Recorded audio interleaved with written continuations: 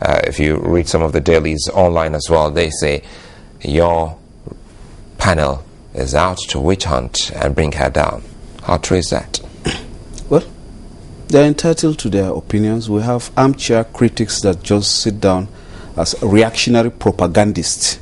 They just sit down to make noise, maybe on behalf of their paid masters. But all I know is that we do not have anything personal about Aruma Ote, the DG of SEC. She is a Nigerian.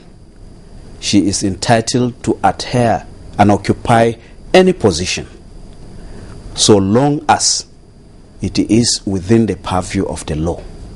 And from our own interpretation of the qualification for a Director General, we discovered that she did not or was not registered with the capital market and did not participate for 15 years. Capital market operator has been defined in Section 315 of the Investment and Securities Act. And it is somebody who must have been registered under Section 38 of the same Act. And we discovered that in all those places she worked before, ADB and others, that it does not qualify as Nigerian capital market. It's just like a lawyer who has 20 years experience at the bar in England or America, coming back here to take up the appointment of Attorney General and Minister of Justice. Sorry to butt in here, you've also heard the argument that, well, she was brought before the National Assembly, specifically the Senate. Why didn't they pick that out of the laws to say, well, wait a minute, ma'am, you didn't get, or you haven't actually accumulated this number of experience, which is 15 years. Why is it that we just get into notice that she didn't have that requisite experience? Well, the fact that somebody is cleared in error of the provisions of the law does not mean that at any point in time it is discovered. It should be rectified. We are all human beings. To err is human.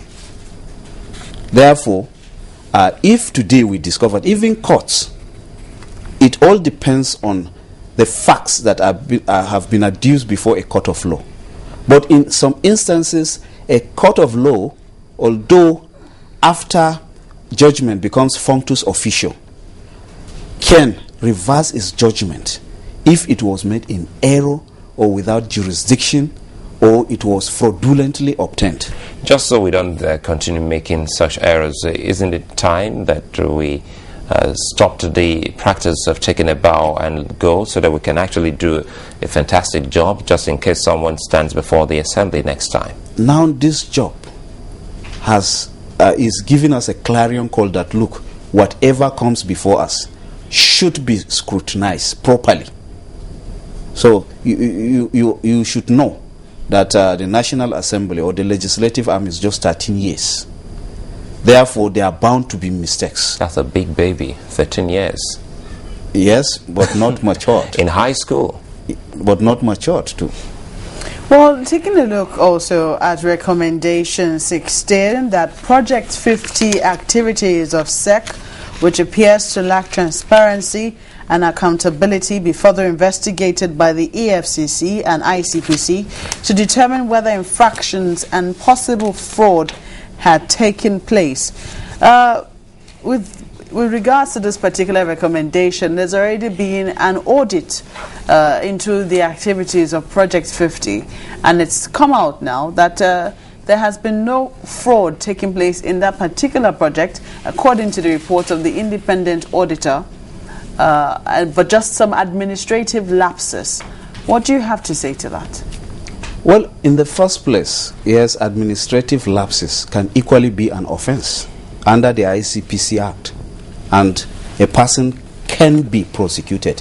Where is the report? Let Nigerians be availed with the so-called audit report. Let us know it, so that we can make value judgment. It's not just a blanket statement of saying, well, the audit report has exonerated the DG. Let us have the report and x-ray it. And then this tells Nigerians that we have double standard in administration in this country. A body, a statutory body, the National Judicial Council, exonerated Salami. He has not been reinstated. Then an external auditor exonerated Aroma Ote. You immediately brought her back. What type of country is this? Some people are misleading the president. I've had occasion of traveling with the president to 3 countries. He's a very good man. He has this country at heart. But he has advisors that are sycophants. They do not tell him the truth. Why should we have double standard? In one breath, he said, no, I'm not going to reinstate this person. In another breath, you quickly, before even an arm of government, decides on an issue which you very well know. And let me say something here. You see, the Minister of State Finance appeared before us, and a question was thrown to him. What is your take on the position of the Director General? He said she is incompetent. We have it recorded. And that she's not fit and proper to administer that outfit. Minister of State Finance. Then... Sorry, did you ask him if he also passed such advice to the president? Well, that is what he said, and Nigerians heard him.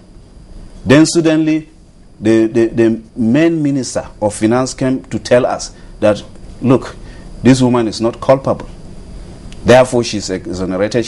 We cannot reverse on her coming back. I mean, we are governing the same country. The legislators have the interests of Nigeria at heart. More so, as a PDP man, I wouldn't like President Jonathan to fail. I wouldn't like him to fail. And therefore, I cannot take decisions or make suggestions to the National Assembly based on whimsical and capricious reasons. We want him to succeed. The National Assembly is not against the executive arm of government. Nigerians should understand. Insinuations and castigations have been made against the National Assembly. But that is wrong. We are all working for the same country. But is it not also possible? I mean, come to think of it, some people believe that somehow the fact that, an earlier committee, the statutory committee of the House that was already investigating, the near collapse of the capital market, the fact that that committee could not sit owing to obvious reasons could also still be pursued by even the ad hoc committee, that you would not let go of that, offense now easily? Well, as far as I'm concerned, the composition of our committee, we made it abundantly clear to the leadership of the House and majority of the members that nobody can hoodwink or cajole us into taking any decision. We took that decision independent of whatever might have transpired between Aroma Ote and Hembe. That did not in any way I'm trying to look at the composition. Sorry to butt in again. I'm trying to look at the composition of the advisors or ministers of the president. But again, we have a seasoned lawyer there who is the Attorney General of the Federation.